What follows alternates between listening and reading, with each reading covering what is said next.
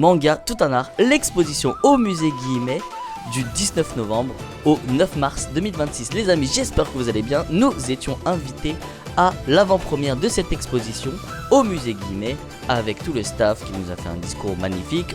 Ils nous ont nourris, on a eu à manger et à boire, notamment des sakés de la préfecture de Hyogo, la préfecture où est né justement le dieu du manga, Osamu Tezuka.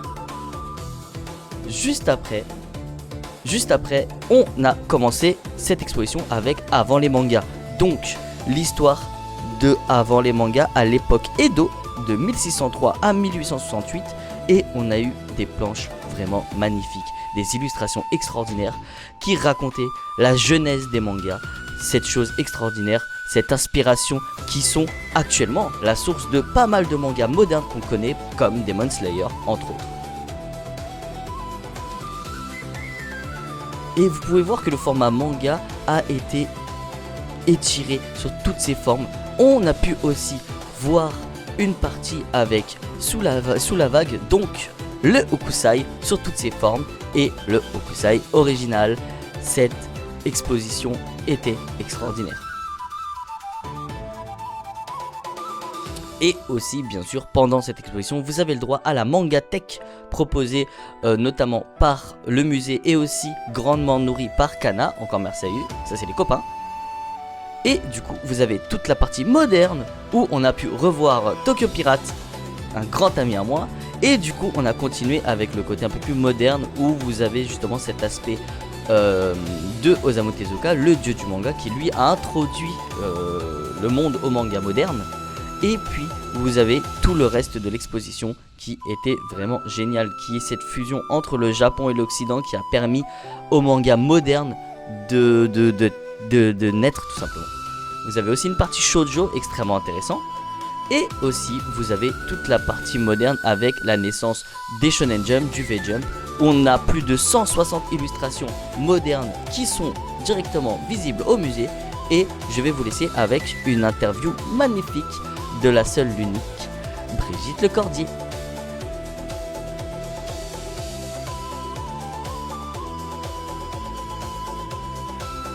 Alors les amis, je suis avec l'extraordinaire, la grande, que disent l'immense Brigitte Lecordier. 1m47. 1m64. Voilà, à côté. Et du coup, voilà, très rapidement, je te chope très rapidement avant que ça ferme. Du coup, un petit mot sur l'IA. On sait que c'est un truc extrêmement important et qui a son importance actuellement. Donc un petit mot du coup sur ton avis sur l'IA. Mon avis, c'est que notre métier de doublage en fait est extrêmement en danger en ce moment. Et nous, on se bat pour que en aucun cas l'IA ne puisse remplacer des artistes. Mais des artistes, quels qu'ils soient, toi aussi bien, nous dans le doublage, mais aussi les graphistes, les musiciens, les écrivains, les illustrateurs. Là, tout à l'heure, j'ai rencontré des illustratrices. C'est horrible, c'est les artistes en général. L'IA est un super outil pour plein de choses, mais pas pour remplacer des artistes. Il ne doit pas remplacer justement absolument, l'humain. Absolument. Mais ça n'a rien à faire là. Ça n'a rien à faire là. C'est ça, parce que ça vole énormément de travail, que ce soit le tien, le nôtre dans le montage, plein de choses. Du coup. Oui, mais ce qu'il faut savoir, c'est que l'IA ne crée rien. L'IA, c'est de l'IA générative, celle-là. Et elle a volé tout ce qu'on a déjà fait avant. Et en fait, elle crée pas, elle recrache. Donc elle n'a pas d'originalité, en fait, elle prend des trucs à droite et à gauche. Elle n'aura aucune hésitation, comme je peux avoir là quand je parle. Et elle sera propre, elle sera droite, elle sera directe. Et ça, inintéressant, c'est plat, c'est nul. C'est ça. Alors ce qui est bien justement, c'est ce côté imparfait d'une histoire ou d'une œuvre et tout, où il y a la patte de l'artiste, il y a quelque chose et du coup... c'est ça, l'IA n'aura jamais ça. Le côté vivant en fait. Absolument. Bon en tout cas, Brigitte, merci beaucoup pour tout ce que tu as apporté à toutes ces générations. Attention à tes souhaits. Merci à tout ce que tu as apporté à notre génération et même aux générations précédentes et aux suivantes. Tout simplement pour ton travail, pour ta bonne humeur, pour ta joie, pour toutes les voix iconiques. Parce qu'on parle beaucoup de Sangoku, mais on parle pas, par exemple, que c'est la voix de Oui Oui.